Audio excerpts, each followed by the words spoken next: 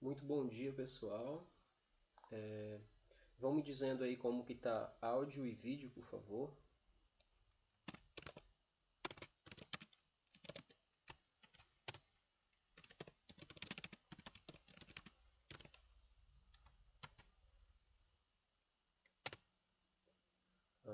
Tava tendo um probleminha aqui para conexão, com a conexão, mas agora parece que foi resolvido. Como é que tá aí para vocês? Está funcionando direitinho?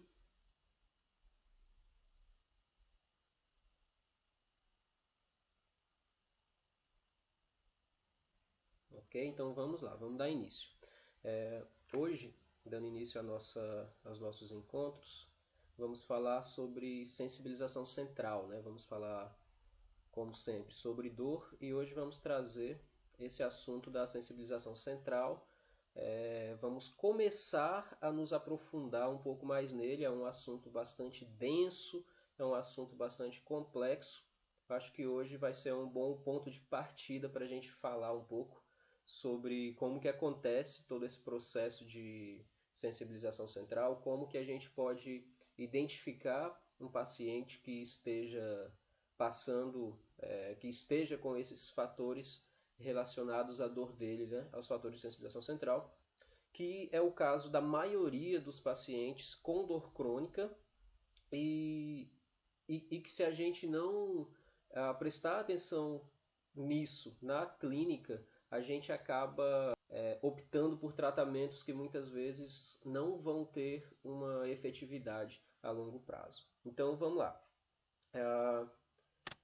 Antes de tudo, é interessante que a gente discuta um pouquinho sobre a definição de dor, porque a partir da definição de dor a gente já começa a ter alguns insights sobre como que a sensibilização central pode estar agindo nesses pacientes, né? Então, essa definição que a gente tem de 1994 da IASP, ela traz a definição como uma experiência sensorial e emocional desagradável associada a um dano real ou potencial dos tecidos, ou descrita em termos de tais lesões. Temos algumas propostas de atualização, inclusive uma do ano passado, de 2019, da própria IASP mesmo, mas que ainda não foi oficializada, né? Não foi oficializada, provavelmente seria neste ano, no Congresso Internacional da IASP, mas por conta do coronavírus, por conta da pandemia, o Congresso foi adiado e certamente essa atualização na definição de dor também vai ser adiada. Mas o que ele traz de diferente? Uma experiência sensorial e emocional aversiva, normalmente causada por ou semelhante a causada por lesão real ou potencial. O que ele está trazendo diferente? Na definição de 1994, ele traz esse finalzinho onde diz descrita em termos de tais lesões, o que eles consideram agora em 2019, né? O que eles consideram nessa definição mais atual? É que não necessariamente a dor precisa estar sendo descrita. Ou seja, um paciente que não fala, por exemplo, que não verbaliza, ele não precisa descrever a forma com que ele está sentindo dor. Ele sente dor também, isso não o exime de sentir dor, ele pode estar sentindo. Então eles retiram essa parte do texto sobre a descrição, para poder englobar um pouco mais, para poder falar um pouco mais desses outros pacientes também. E o que, que nos chama a atenção aqui, vamos usar o conceito de 94, que é o que é oficial ainda, o que nos chama a atenção é que ele traz a dor como uma experiência sensorial e emocional. Né? O primeiro momento, né, quando ele traz experiência, ele já traz para a gente a ideia de que ela é algo individual, de que é algo subjetivo. Experiência é algo individual.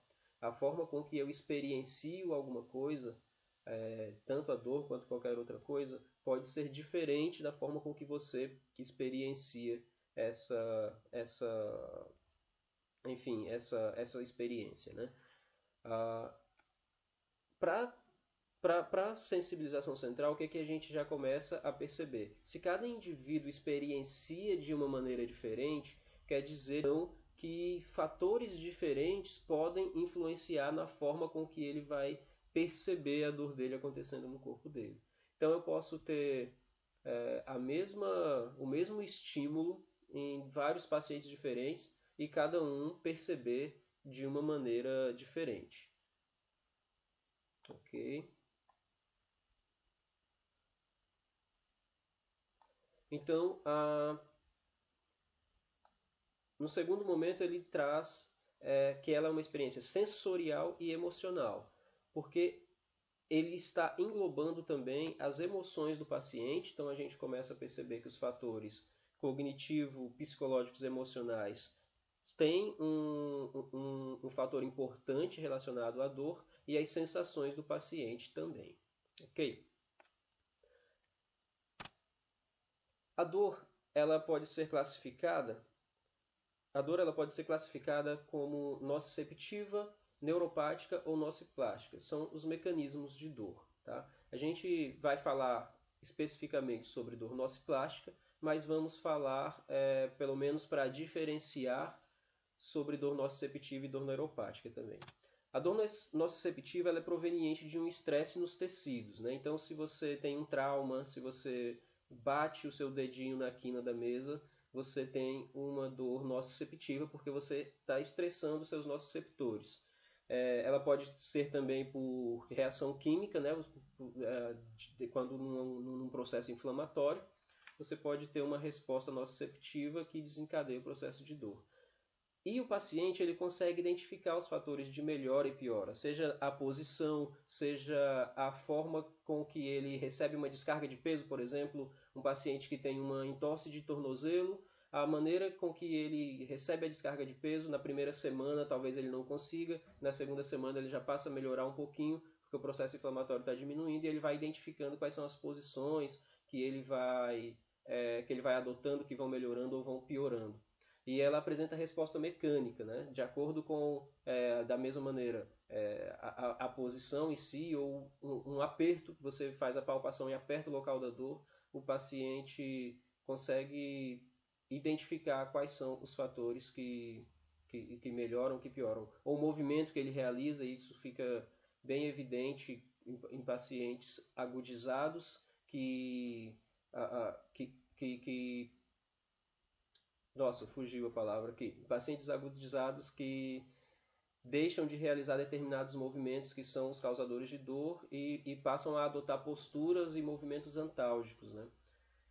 E ela pode vir ou não acompanhada de sinais inflamatórios. Tá? Você pode ter nocicepção sem ter inflamação.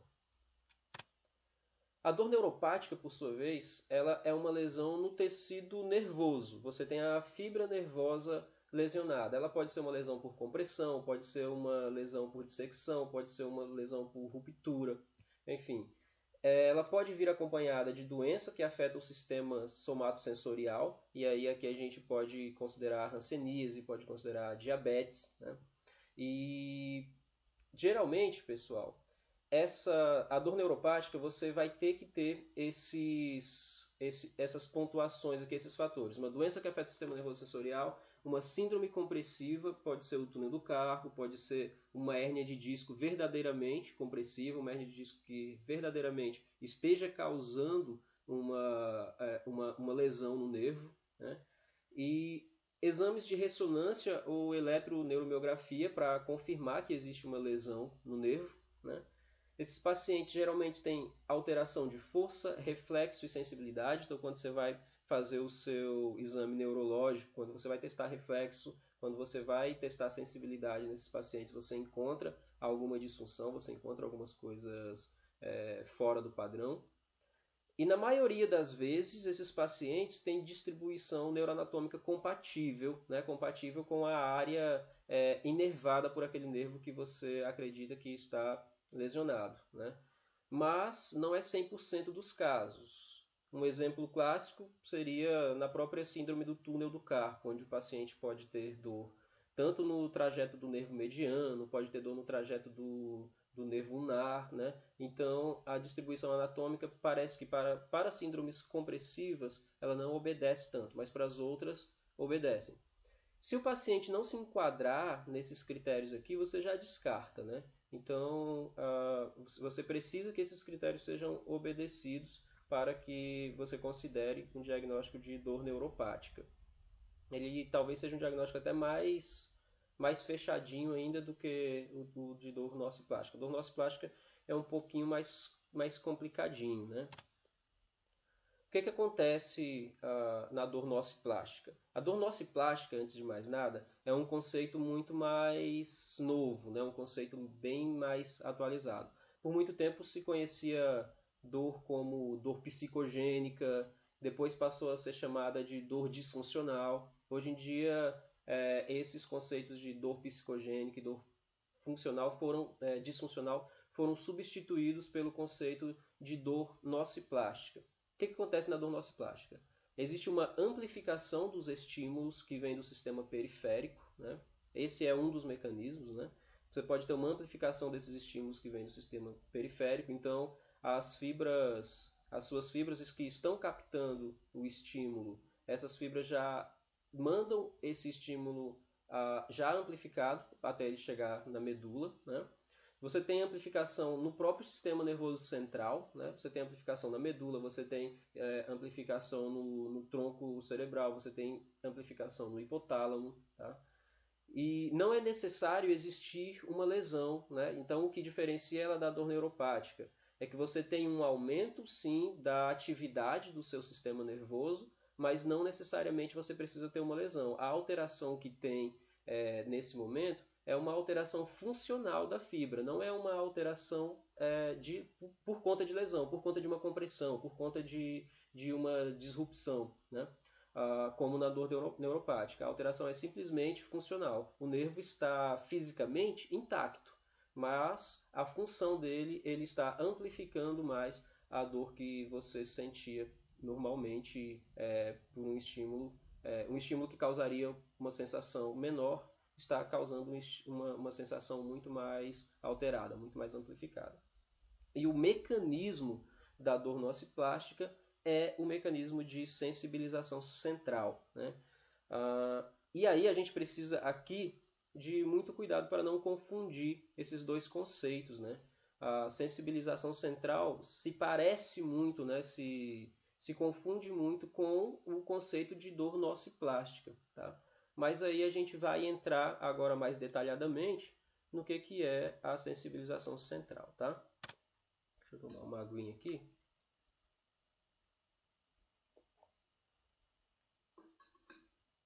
E aí a gente começa, a partir dessa imagem linda aqui, a entender um pouquinho mais como que acontece o mecanismo de sensibilização central. A gente tem duas vias, que são duas vias inibitórias da dor, né? Que você tem tanto a via ascendente quanto a via descendente e os sistemas centrais, né? Aqui na via ascendente, o que a gente vai encontrar? Você encontra determinado estímulo proveniente lá da sua pele, do seu músculo, e esse estímulo, ao chegar na medula, ao chegar no corno posterior da medula, que é o corno sensorial medular, ele vai fazer sinapse com os neurônios, né? Já os neurônios secundários. Só que ao mesmo tempo que ele faz essa sinapse, ele também estimula as células da glia, né? Então você tem estudos que mostram que pacientes com sensibilização central, alguns pacientes principalmente crônicos, tá? E aí vale a gente lembrar aqui que sensibilização central não vem apenas em pacientes crônicos, tá? Ela pode vir também no paciente neuropático e pode vir também no paciente com dor nociceptiva, tá? Mas é mais frequente, é mais comum a gente encontrar no paciente crônico. Porém, não é uma característica exclusiva do paciente crônico, tá? Pois bem, ao chegar o estímulo aqui no corno posterior da medula, esse estímulo também estressa as células da glia. E aí as células da glia, num processo inflamatório, acabam amplificando também esse estímulo. Então esse estímulo já chega na medula aumentado por conta da ação das células da glia, E um estímulo, suponha que você estivesse recebendo qualquer estímulo ali, vamos colocar uma escala assim de 10, né? Então você está recebendo um toque que a intensidade dele é um 3. Ao chegar no corno posterior da medula, esse toque repetido, esse toque repetitivo, ele pode aumentar aí para um 6, 5, 6, né? Por conta dessa neuroinflamação que acontece devido às células da glia. E aí essa informação é enviada, né, para o cérebro já amplificada. Quando ela chega ao cérebro, você também tem atividade das células da glia. Tem estudos que mostram atividades das células da glia no tálamo, por exemplo, que podem também amplificar a percepção da dor, né, devido a estímulos repetitivos ou estímulos fortes também, estímulos muito fortes, também podem causar o mecanismo de sensibilização central. Esse seria a forma com que ele acontece, uma das formas com que ele acontece, pela via ascendente, né? E nós temos também, numa região que eu gosto até bastante de colocar em questão, que é o hipotálamo, né? O hipotálamo é uma região responsável pelas funções neurovegetativas, então pressão arterial, frequência cardíaca, respiração, uma região responsável por essas funções. E ele também é uma região responsável por modular fatores de ordem psicoemocionais, como humor, ansiedade, medo, preocupação, estresse. E ele também tem uma função na modulação da dor, né? Essa função na modulação da dor no hipotálamo, além de sofrer interferência de neuroinflamação das células da glia, também pode estar sofrendo influências dos fatores psicoemocionais, né? Pode estar sofrendo influência de fatores como humor depressivo, fatores como ansiedade, fatores como medo, preocupação, como está descrito aqui. E nós temos várias comprovações, isso já é muito debatido, como que os fatores emocionais, psicoemocionais, interferem no processamento da dor, né? E ainda nós temos uma diminuição da ação descendente, uma inibição, é, uma, uma diminuição da inibição descendente, né? A partir desse momento que a informação, né, que o estímulo chega ao cérebro, ele passa por todo esse caminho medular, hipotálamo, né? E já aumentado, é comum que em pacientes crônicos, como pacientes com sensibilização central, a inibição descendente da dor esteja comprometida também. Como que acontece a inibição da dor? Um dos fatores mais conhecidos da inibição da dor é o que a gente tem dentro do tronco encefálico, por exemplo, que é a substância cinzenta. A substância cinzenta que a gente pode ver aqui nessa segunda imagem, né? A substância cinzenta parece estar alterada em pacientes com sensibilização central. Você parece ter uma diminuição dessa substância cinzenta, né? E por que isso é importante? Porque essa mesma região, né, de substância cinzenta, ela está diretamente relacionada com a amígdala, né? Ela está relacionada com a amígdala, que é uma região capaz de identificar ameaças no ambiente, né? Então é uma região muito relacionada ao estresse, por exemplo. Numa situação natural, se você, sei lá, você sai para fazer um passeio aí e dá de cara com uma imagem dessa aqui, com um cachorro, no caso, muito raivoso, indo para cima de você, você não precisa pensar que, olha, tem um cachorro ali, ele poderá me morder se ele me atacar, e eu preciso então tomar uma decisão. Você não precisa fazer todo esse processamento. Imediatamente você identifica uma ameaça no ambiente e a sua reação vai ser fugir ou lutar, né? Reação de luta ou fuga. Na maioria das vezes a gente vai tentar fugir, né? Mas por que isso acontece? Isso acontece porque a sua amígdala está sendo estimulada e ela te dá rapidamente uma reação, né? Ela identifica rapidamente uma ameaça no ambiente, né?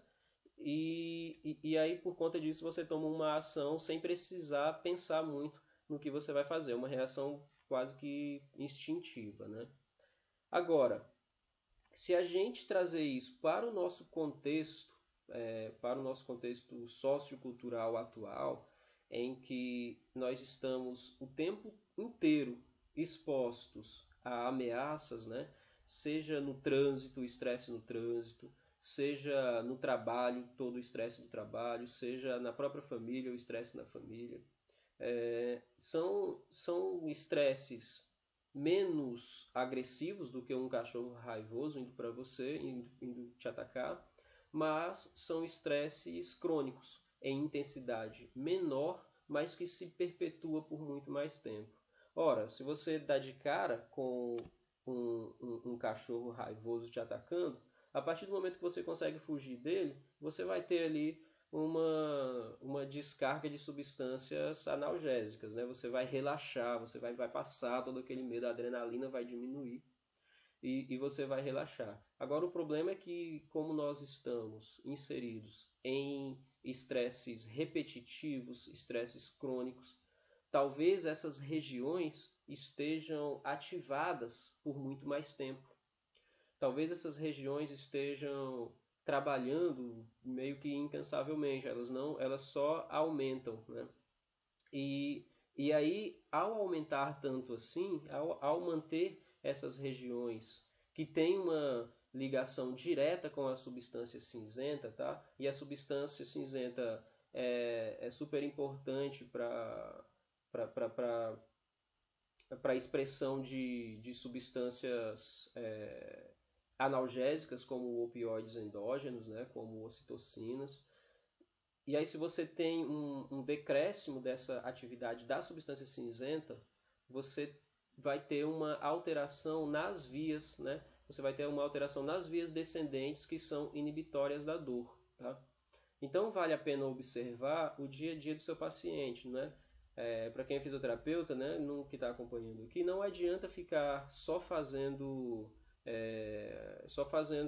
intervenções pontuais ali naquele momento. Você precisa entender um pouco mais sobre o contexto do seu paciente e, o mais importante, ajudá-lo, né, com a educação a identificar, a entender que todos esses processos oferecem aí uma alteração em como ele vai interpretar a dor, tá? E aí fica bem claro que não é apenas uma coisa psicológica, né? Os fatores psicológicos têm uma influência muito importante, mas a dor não é simplesmente um fator psicológico. Você tem alteração fisiológica mesmo. Você tem alteração em alterações celulares no processamento dessa dor, né? Bem, quais são os fatores associados a pacientes com sensibilização central? Os fatores associados a gente pode dividir em fatores somáticos, e aí você tem o imobilismo, o desuso, a proteção do corpo ou partes dele, né? Ou seja, aquele paciente que sentiu uma dor lombar, recebeu informações de que ele não pode fletir a coluna, por exemplo, recebeu informações de que ele não pode fazer movimentos de rotação com a coluna porque aquilo pode prejudicar a coluna dele. Esse paciente começa a gerar de uma maneira que ele vai entrando ali numa bola de neve, ele vai gerando outros fatores como imobilismo, por exemplo. Ele vai começar a proteger demais a região da lombar dele. Ele vai deixar de executar determinados movimentos, ele vai deixar de pegar peso, ele vai deixar de, às vezes, subir uma escada por medo de ocasionar uma lesão mais grave ali na coluna dele. E aí, esse paciente que está o tempo todo atento, né, que está o tempo todo pensando nessa ameaça, pensando na fragilidade que disseram para ele que a coluna dele tem, ele está o tempo todo interpretando sinais de ameaça. Ele está o tempo todo com aquelas regiões cerebrais atuando como se ele tivesse em constante ameaça, né? Então, entra aí um cuidado que a gente precisa ter na informação que a gente vai dar para o nosso paciente, né? E a gente sabe hoje que, por exemplo, repouso prolongado em casos de dor lombar tendem a cronificar com mais facilidade a dor desses pacientes. Isso pode estar ligado, né? Obviamente, nem pode. Isso obviamente está ligado com fatores relacionados ao sistema nervoso central, né? Então, esses pacientes têm modificações no padrão de movimento, tem diminuição de força, provavelmente pelo desuso mesmo, tem aumento da tensão muscular em algumas atividades e geralmente eles fazem uso de medicação. Na maioria das vezes fazem uso de analgésicos sem prescrição médica até, né? Fatores cognitivos associados à sensibilização central. Como os pacientes percebem os seus aspectos físicos, né? Que foi basicamente também aquilo que a gente falou anteriormente, né? Como que ele compreende como que ele compreende como está o corpo dele, as capacidades, a função do corpo dele, né? Mentais e também as consequências da dor. Como que esse paciente tem de perspectiva em relação à dor dele? O que que essa dor está causando de alterações na vida dele? Quais são as consequências dessa dor? Ele deixou de praticar uma atividade física, ele deixou de ir para o trabalho, ele está produzindo menos no trabalho. Quais são as consequências? Ele está perdendo sono por conta dessa dor, né? Expectativas para tratamento e prognóstico da sua dor, o resultado previsto e o conteúdo do tratamento. Então, é bastante interessante, primeiro, que o paciente esteja consciente sobre como que vai ser o tratamento dele, sobre as fases do tratamento dele, sobre a necessidade de continuidade, quando é o caso, né, de pacientes que precisam de uma continuidade, por exemplo, de atividade física, sobre todo esse processo, porque é muito comum para nós na fisioterapia que o paciente já chegue perguntando, mas e aí, quantas sessões que eu vou precisar? Você acha que 5 sessões são importantes? 5 sessões são suficientes? São 10 sessões? Quantas sessões? E tem aqueles que chegam já no primeiro atendimento que já querem sair dali sem dor, né? Então o paciente precisa estar educado, ele precisa estar consciente de que o tratamento dele é um processo, né? E ele precisa entender como que vai ser o processo, porque ele é peça fundamental dentro desse processo. Se ele não for participativo, se ele não tiver a iniciativa que a gente espera que ele tenha, esse tratamento provavelmente não vai dar certo. E o profissional de saúde precisa deixar bem claro para ele quais são essas etapas e qual é o prognóstico dele, né? A capacidade do paciente de compreender a situação, né? Então, tem aquele paciente que se desespera, né, frente à situação dele, que não compreende o que está acontecendo, aquele paciente que diz, poxa, mas por que comigo isso? Aquele paciente que começa já a se vitimizar, né? A capacidade de utilizar os recursos disponíveis para lidar com a sua dor, para lidar com a dor. Que recursos disponíveis é esse? O que esse paciente pode fazer? Ele pode fazer uma caminhada, por exemplo. Ele pode subir e descer uma escada, né? Ele pode fazer os exercícios propostos na fisioterapia. Ele pode fazer uma prática, sei lá, de meditação, por exemplo. Quais são os recursos que ele tem disponível, né, para ele lidar com a dor dele? Ele vai utilizar esses recursos, ele entende que esses recursos são importantes, ou ele só terceiriza o problema dele para o profissional? Tem aquele paciente que chega e, olha, está aqui meu problema, você é o profissional, você resolve, né? E não é bem assim, ele precisa ser capaz de ser um sujeito ativo no tratamento dele. A representação cognitiva emocional, né?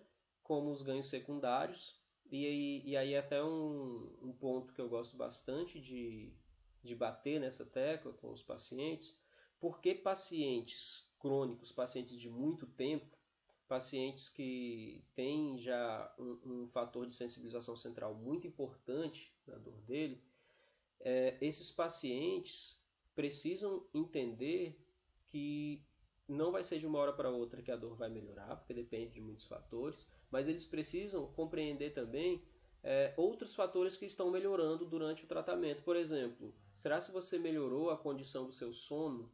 Será se você melhorou a sua capacidade de se movimentar? Olha, você ainda está sentindo dor, mas antes você não conseguia fazer uma caminhada, hoje você está conseguindo. Então, são ganhos funcionais e outros ganhos secundários, né? Você está conseguindo passar mais tempo relaxado com a sua família, a dor não está mais atrapalhando tanto. Então, são todas situações que a gente precisa coletar do paciente, como que acontece na vida dele, e mostrar para ele. E a catastrofização, tá? É muito comum nos pacientes. A catastrofização, ela, como que eu posso resumir? Ela basicamente está presente naqueles pacientes que, nossa, a minha dor é a pior dor do mundo.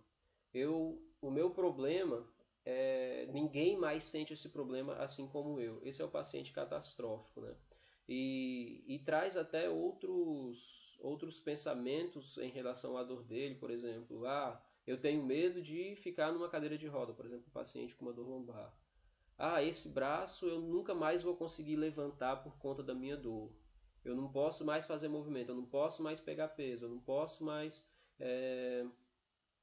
Então, são fatores de catastrofização que interferem, né, até mesmo na experiência de dor do paciente. Okay?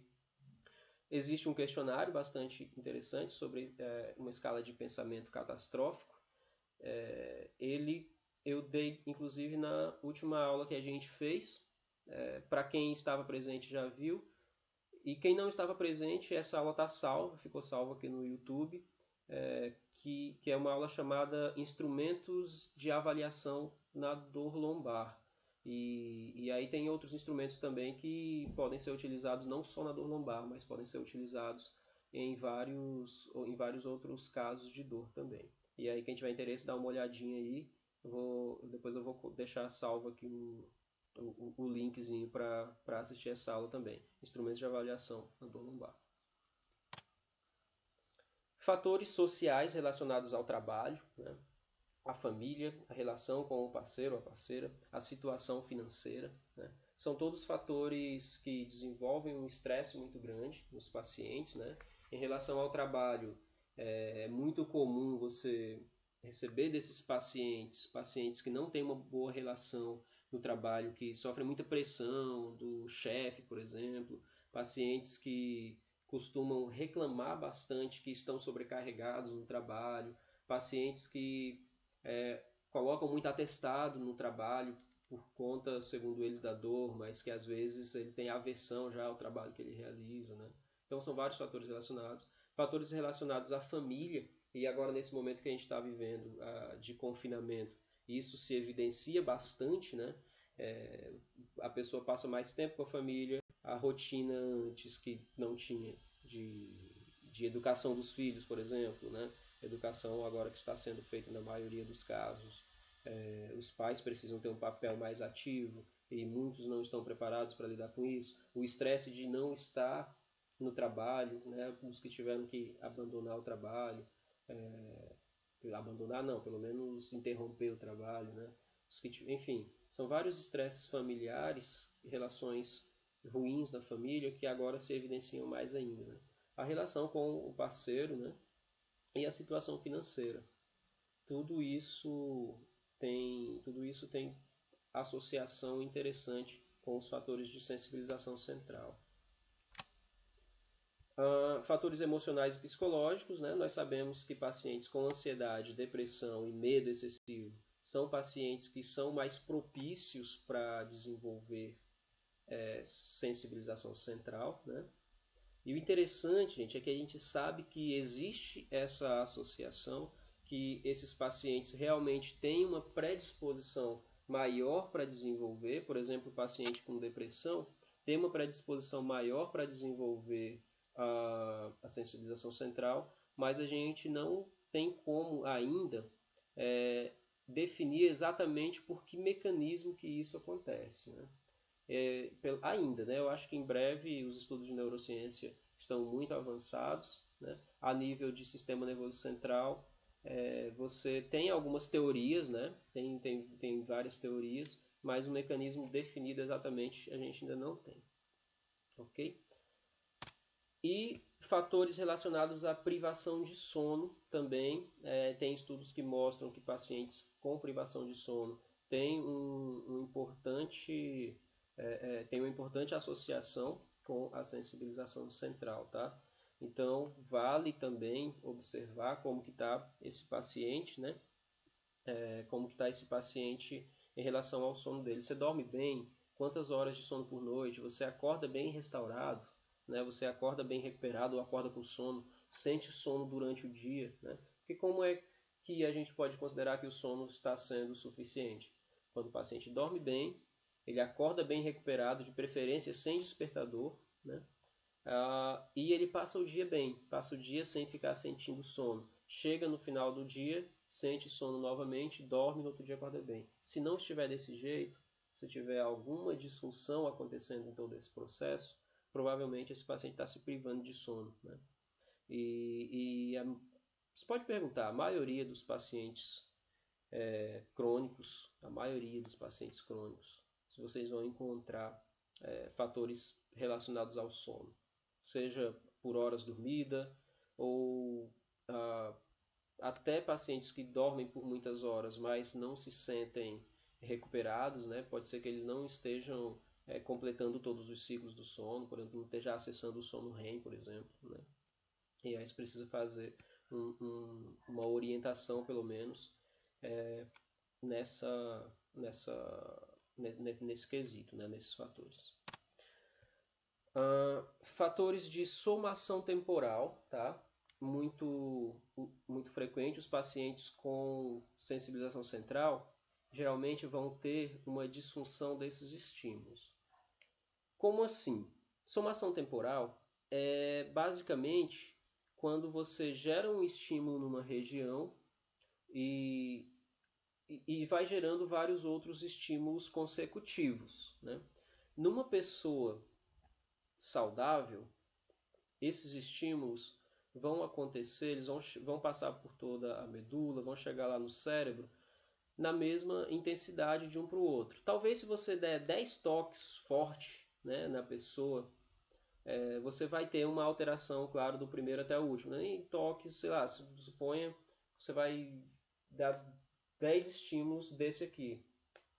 3, 4, 5, 6, 7, 8, 9, 10. E a intensidade de dor percebida desse estímulo pode ser que no comecinho, numa pessoa normal, ele esteja ali em 1, 2, né? Você pode pensar pela escala visual analógica, intensidade 1 ou 2, e chega lá no 10º estímulo esse paciente aumentou um pouquinho, normal aumentar um pouquinho, aumentou ali para um 3 no máximo, ok, tá normal.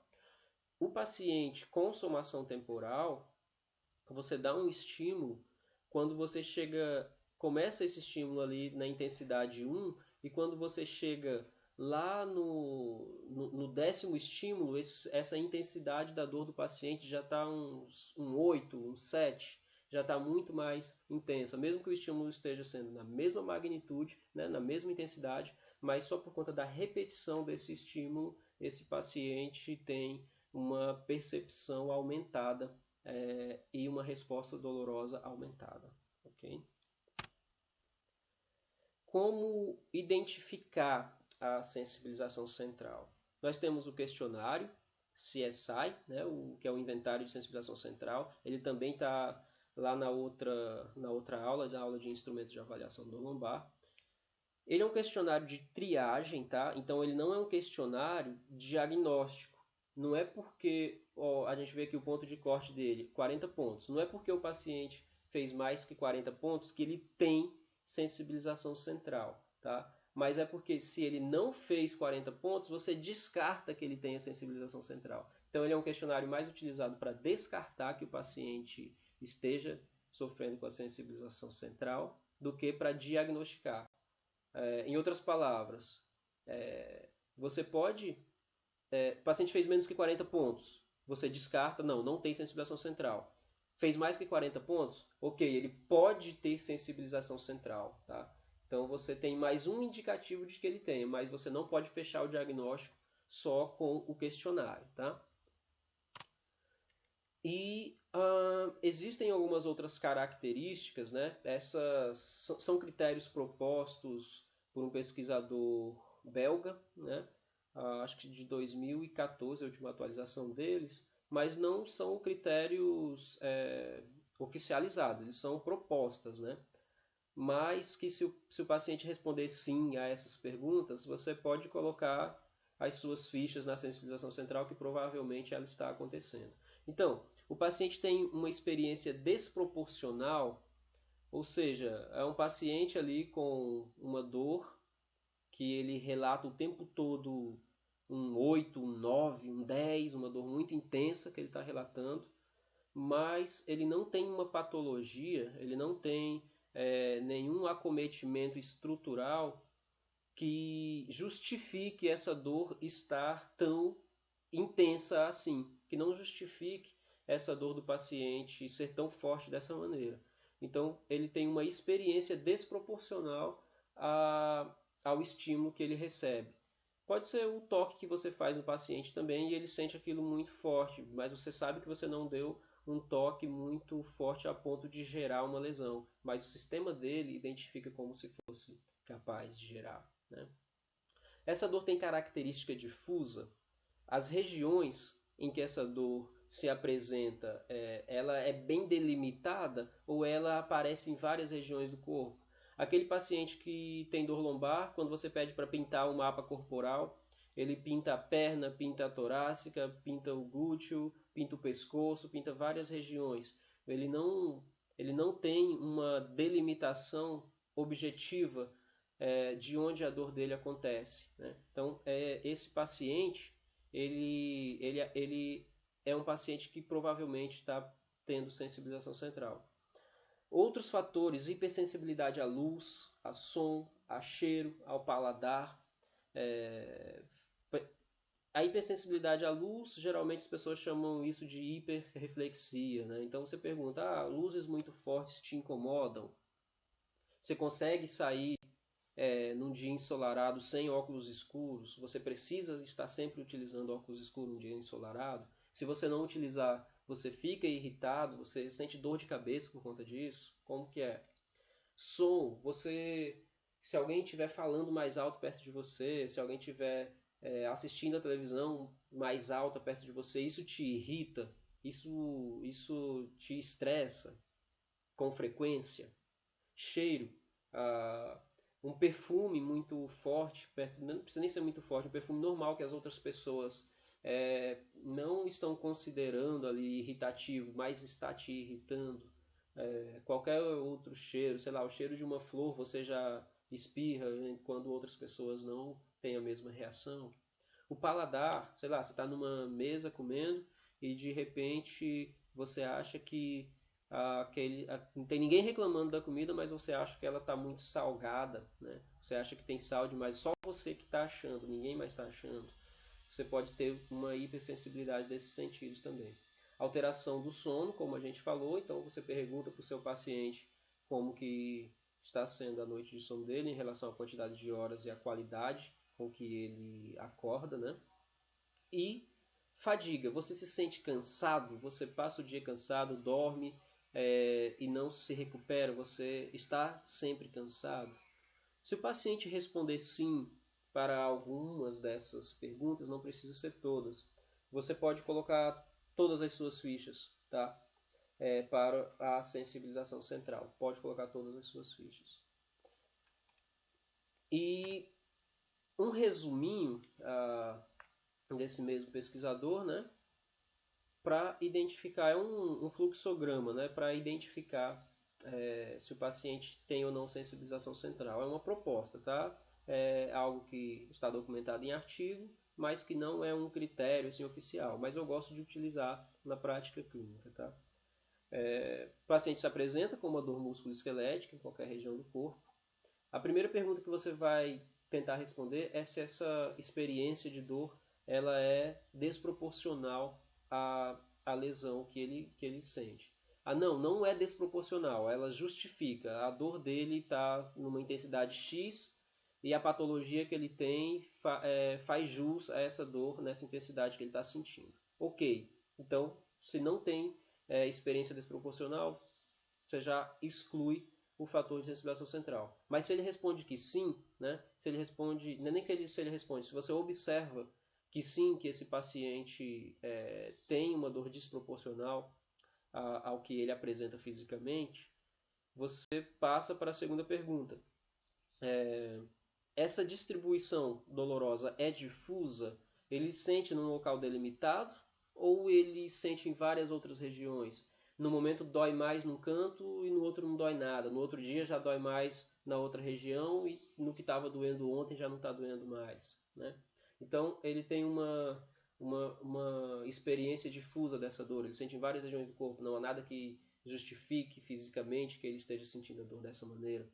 Então, se ele responde que sim, você considera que, já que ele respondeu que a dor é desproporcional e em distribuição difusa, você já considera que sim, ele tem sensibilização central. Mas se ele responde que não, aí você parte para o questionário de sensibilização central, para o inventário de sensibilização central, né, o CSI. E aí, se o paciente fizer mais do que 40 pontos, sensibilização central. Fez menos que 40 pontos, não tem indicativo de sensibilização central. Lembrando que o questionário ele é mais para excluir a patologia do que para diagnosticar, tá? Você não vai confirmar que o paciente tenha só pelo questionário. Por isso que eu acho um pouquinho falho esse finalzinho desse fluxograma que o Joe Nigges fez. Mas considerando aqueles considerando todos aqueles critérios que a gente viu anteriormente, né? Se o paciente responde sim para alguns deles, pode apostar suas fichas em sensibilização central, ok? E como que nós podemos intervir? Como que nós podemos intervir em pacientes com sensibilização central? Você tem medicamentos específicos, por exemplo, pacientes com fibromialgia, você tem utilização de pregabalina, por exemplo, né? Meditação é bastante interessante como a meditação tem crescido nos últimos tempos, graças a vários estudos que comprovam uma boa eficácia na modulação da dor, na modulação cerebral. Você tem neuroplasticidade a partir de um bom tempo fazendo meditação, não sei exatamente quanto tempo, tá? Mas é super interessante que seja indicado ao paciente, né? E exercícios, né? Que entraria mais no que cabe ali ao fisioterapeuta, né? Os exercícios têm um papel fundamental, né? Nós já temos várias teorias de como os exercícios atuam também na modulação da dor do paciente, tá? E alguns pacientes respondem muito bem ao exercício. Hoje ele é o carro-chefe para a maioria dos tratamentos de dores crônicas, né? Mas como que o exercício consegue modular a dor no sistema nervoso central? Essa é uma pergunta que a gente vai tentar discutir na próxima aula, no nosso próximo encontro, que eu já estou marcando ele para a próxima quinta-feira, tá? No mesmo horário, nesse mesmo local, quinta-feira às 10 horas da manhã. Vamos discutir como que o exercício modula a dor no sistema nervoso central, tá? E antes que vocês saiam, se inscrevam, curtam aqui o canal para a gente continuar produzindo conteúdo e compartilhem com quem vocês acham que pode se beneficiar dessas informações. Depois eu vou deixar salva essa aula, tá? Mas agora, para vocês que estão vendo ao vivo, quem tiver alguma pergunta, manda aí no chat, tá? Quem tiver alguma pergunta, manda aí no chat. Eu vou dar uns 3 minutinhos aqui para esperar as perguntas e a gente discute em cima de alguma pergunta que tiver.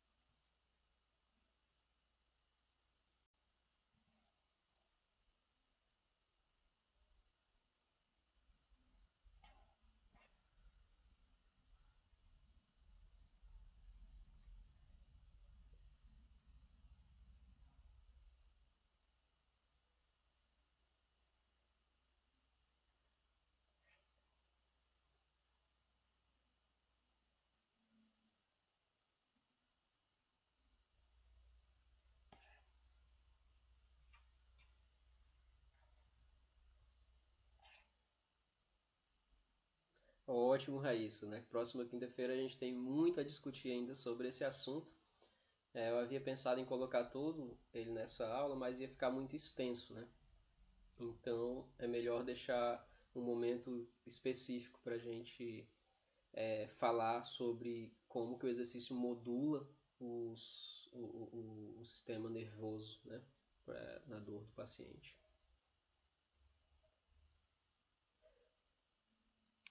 Gente, então, muito obrigado pela presença de vocês, tá? É, a gente continua se comunicando através dessas redes sociais, pelo nosso grupo de estudos também na dor, tá? Quem ainda não faz parte do grupo de estudos da dor, manda uma mensagem no direct ou no WhatsApp que eu adiciono vocês. Lá é interessante que a gente está sempre, além da divulgação exclusiva dessas aulas, a gente também está compartilhando vários materiais também, de vez em quando, tá? Opa, tem outras perguntas aqui. É seguro para o fisioterapeuta tentar tratar um paciente com circulação central sozinho, sem outros profissionais? A pergunta aqui da Hortência. Olha, Hortência, seguro talvez. Eu não sei se eu usaria exatamente essa palavra. Seguro talvez não seja o mais efetivo, o mais eficaz para o paciente. É muito provável que o paciente precise também da intervenção médica e precise muito da intervenção psicológica, né? Precisa de um acompanhamento psicoterapêutico. Então, se você quer potencializar o tratamento, é fundamental que você interaja com esses profissionais, né? Que o seu paciente tenha acesso a esses profissionais também. Porque, caso contrário, o prognóstico, a chance de melhora dele vai ser diminuída se ele ficar só na fisioterapia, né?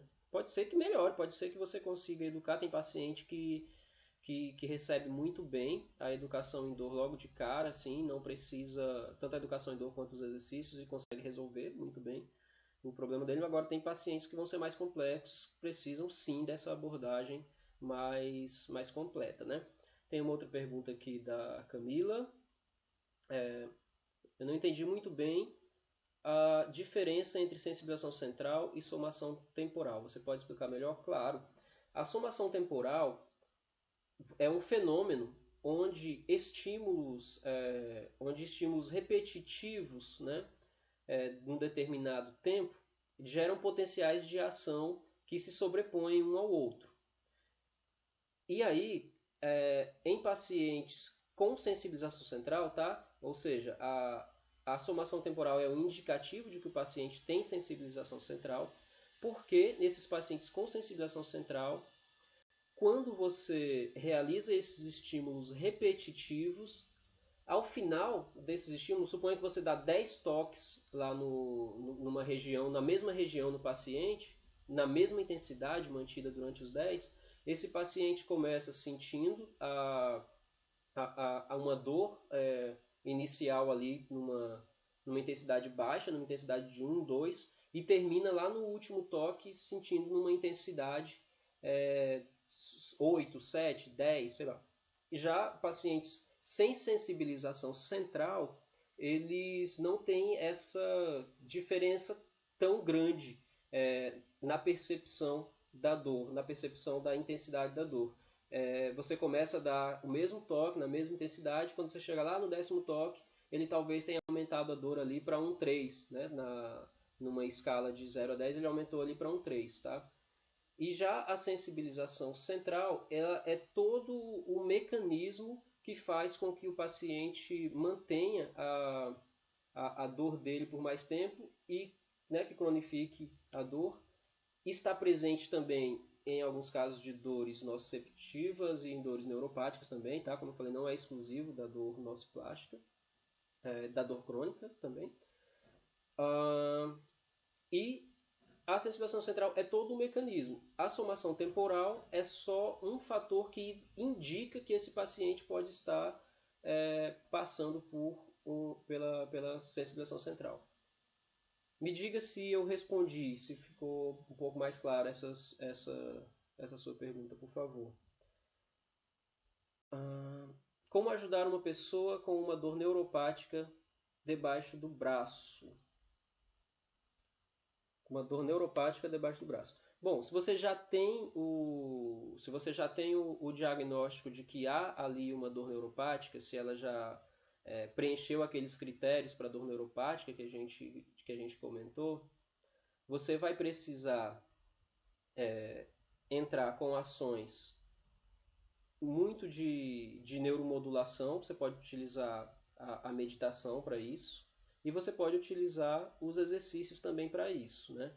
Agora, o tratamento medicamentoso também vai ser imprescindível, porque nós não, enquanto fisioterapeutas, não vamos conseguir agir exatamente ali na fibra nervosa, né?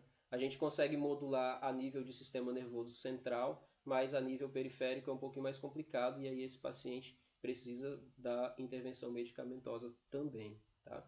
E aí, dependendo do quadro em que ele se encontra, né? Se ele se tá muito intenso, se está muito agudo, provavelmente aí a necessidade medicamentosa é ainda maior. Agora, o paciente que tem uma intensidade mais leve de dor, é possível que ele consiga controlar apenas com essas outras intervenções, ok?